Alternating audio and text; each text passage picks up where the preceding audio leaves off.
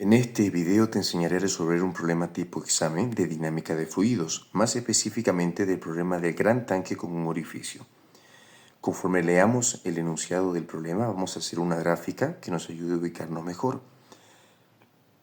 Nos dice, un gran tanque contiene agua hasta una altura de 12 metros. Dibujo un tanque que contiene agua hasta una altura de 12 metros. Y una placa deslizante de 700 kilogramos. ¿Qué es una placa deslizante? Una especie de tapa que logra ingresar en el recipiente y se apoya en el líquido. Distinto es el caso de una tapa que se apoya en el recipiente. Cuando la tapa se apoya en el líquido, el peso de la tapa le afecta, presiona al líquido, pero si la tapa se apoya en el recipiente, no le afecta al líquido. Cuando la tapa se apoya en el líquido, la presión atmosférica le afecta al líquido, porque al presionar a la tapa va a transmitir la presión al líquido. Pero si la tapa se apoyara en el recipiente, la presión atmosférica no le afecta al líquido porque la tapa lo evitaría. Y ahí las diferencias. En este caso nos tocó una placa deslizante. A 3 metros del suelo se practica un orificio de 2 pulgadas de diámetro. Bueno, a 3,6 metros del suelo, entonces dije, a ver, ¿qué aquí sea? Los 3,6 metros, dibujé un orificio, marqué que ahí es 3,6 metros, ahí se practicó el orificio. Ahora, si todo es 12 y esto es 3,6, el resto de la distancia sería 8,4 metros, ya que 12 menos 3,6 es 8,4. Sigamos. Calcular, inciso A, la velocidad y el caudal volumétrico de salida. ¿Con qué velocidad sale el líquido por el orificio? Para ello vamos a hacer las siguientes consideraciones. Primero, vamos a marcar dos puntos, uno en la superficie del líquido y otro en la salida. Y definamos cuánto es la presión que soporta el punto 1 y el punto 2. ¿Qué presión soporta el punto 1? Bueno, la presión debido al peso de la tapa. Recordemos que la presión que tomamos, recordemos que lo que afecta, error 1. ¿Todo bien, hermano? Vale.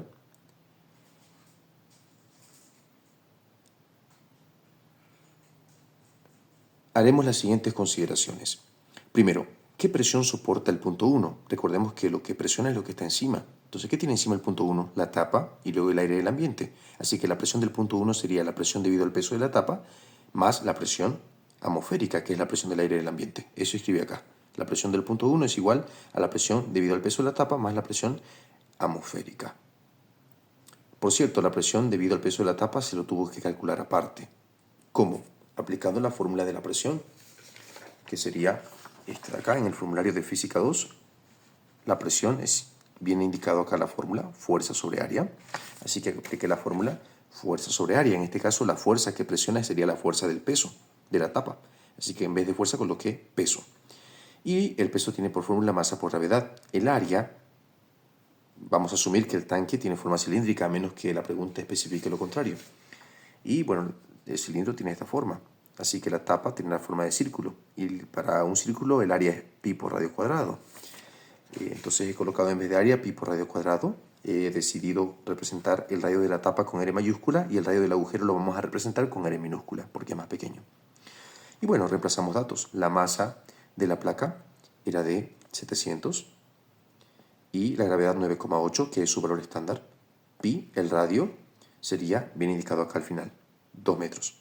Coloco 2 al cuadrado y todo me queda 545,9 pascales, que es la unidad de la presión en el sistema internacional.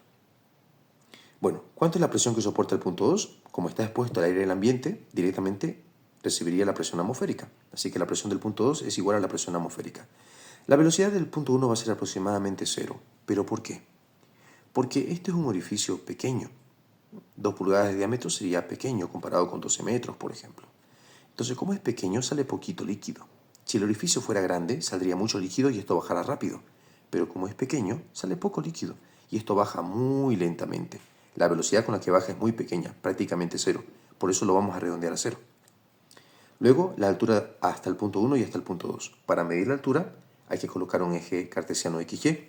El eje X lo vamos a ubicar estratégicamente en uno de los dos puntos. ¿En cuál de los dos? En el que esté más abajo. En este caso, el punto 2.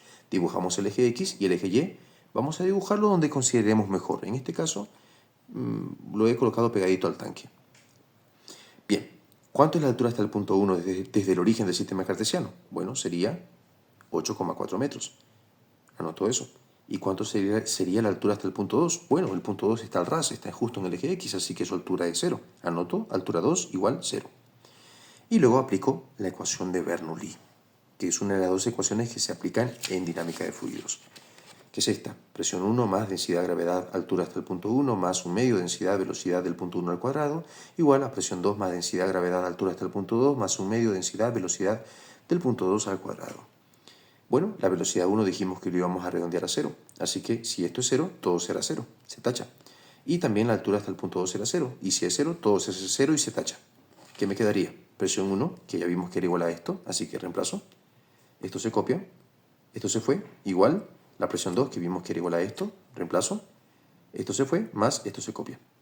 Ahora, si la presión atmosférica lo paso al otro lado, pasaría con signo contrario y eliminaría este. Así que para ahorrarme un pasito, aquí mismo lo tacho, se van a ir los dos. Y me quedaría la presión de la tapa y esta cantidad. Y bueno, esto acá me quedaría después del igual, pero como el objetivo es encontrar la velocidad de salida o velocidad 2, un medio de densidad que le multiplica la velocidad 2 lo pasaría a dividir. Y me quedaría esto. Finalmente el cuadrado pasa aquí como una raíz cuadrada. Y me quedaría así una vez invierta la ecuación. Luego hay que reemplazar datos. La presión de la tapa lo teníamos acá. Reemplazo el dato. Más la densidad del agua es 1000. Eso hay que saberlo, pero también está en tu formulario. Estaría acá. La densidad del agua es 1000 kilogramos metro cúbico. Sistema internacional. Reemplazo 1000. La gravedad vale 9,8. La altura hasta el punto 1 era 8,4. Reemplazo. Un medio. La densidad del agua otra vez 1000. Y todo en la calculadora me queda 12,87 metros sobre segundo. Esa es una de las respuestas del inciso A. La segunda era la primera era la velocidad de salida, que ya está. Pero la segunda es el caudal volumétrico de salida. El caudal volumétrico nos mide la cantidad de líquido en metros cúbicos que pasa cada segundo. Y el caudal volumétrico tiene dos fórmulas. Velocidad por área y volumen por unidad de tiempo. No voy a usar esta primera fórmula. ¿Por qué? Porque no tengo datos de volumen ni de tiempo. Pero sí voy a usar la segunda porque tengo velocidad y área también tengo los datos para encontrarla. Así que uso la segunda fórmula, que sería caudal volumétrico igual a velocidad por área. Como es en la salida, coloco 2, 2, 2, ya que el punto 2 está en la salida. La velocidad 2 es esta, la reemplazo, pero el área 2 sería el área de salida o el área del agujero. Como el agujero tiene forma circular, a menos que la pregunta diga lo contrario, va a tener forma circular. Vamos a colocar la fórmula del área de un círculo, pi por radio cuadrado. El radio del agujero lo representaremos con r minúscula. Ahora, el radio es 1 pulgada, porque el diámetro, que es el doble del radio, era 2 pulgadas. Ahora, 1 pulgada tiene 2,54 centímetros. Eso lo tenemos aquí en el reverso del formulario de Física 2. Vamos a unidades de longitud, y aquí encontramos que 1 pulgada tiene 2,54 centímetros. Y para llevar de centímetros a metros, se toma el dato que está en centímetros y se divide entre 100, y me queda 0,0254 metros. Bien, entonces coloco pi, el dato del radio, que ya está en metros al cuadrado, y me queda esta cantidad en metros cuadrados.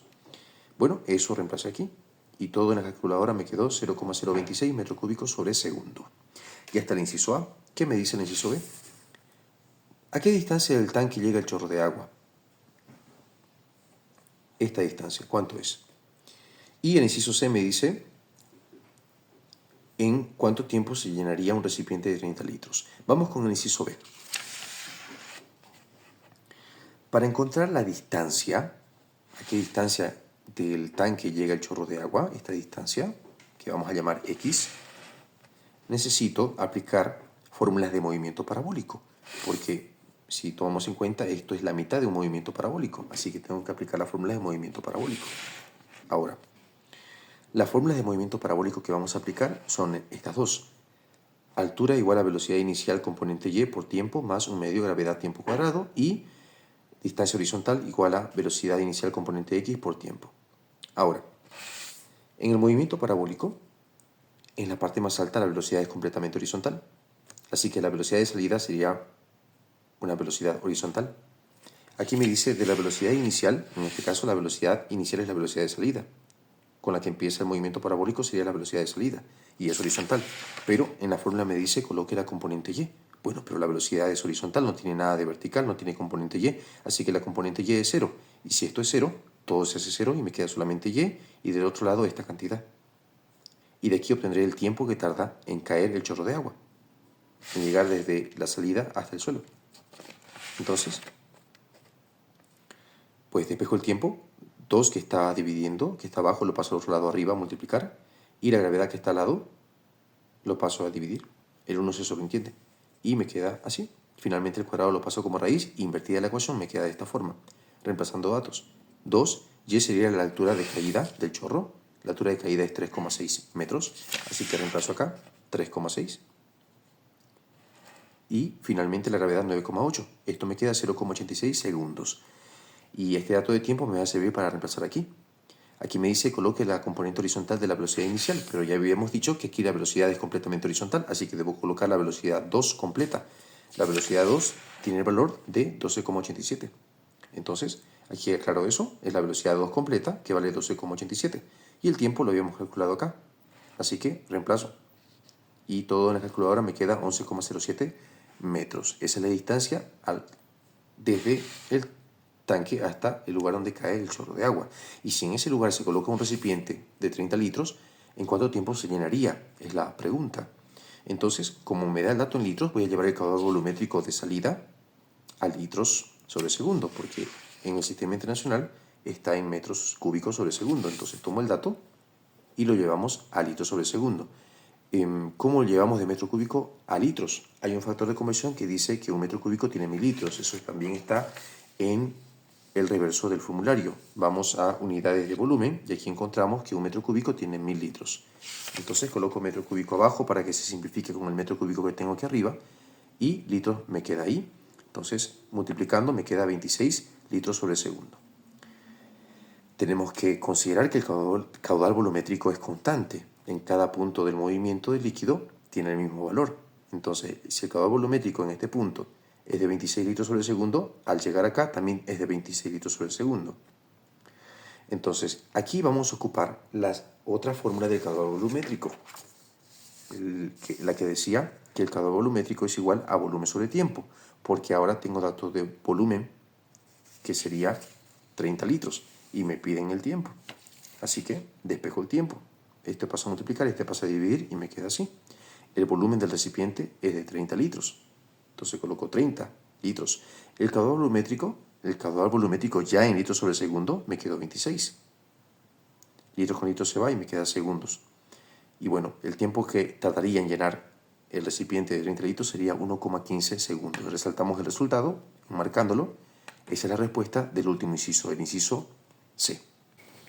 Y recuerda, todo mal acto comienza aquí, en tu mente. La persona que decide hacer trampa en su examen, primeramente lo planifica. La persona que miente, primeramente planifica cómo va a mentir para que los demás le crean la mentira. El hombre que le es infiel a su esposa, eso primeramente pasa por aquí. Y si tú quieres ser una persona de bien, debes atacar el problema de raíz. Controla tu mente. No te permitas malos pensamientos. Si te llega una mala idea, no la desarrolles.